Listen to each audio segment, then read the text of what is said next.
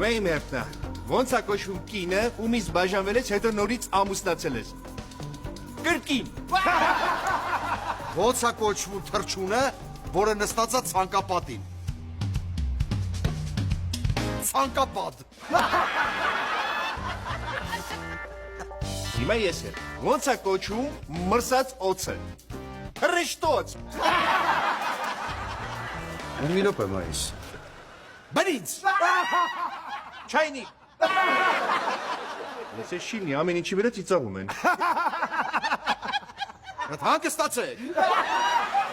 Ես արդեն հումոր չի։ Հոն է։ Չէ, առամ, ես լավ ջուրի չի, պետք է փոխել։ Կարեն,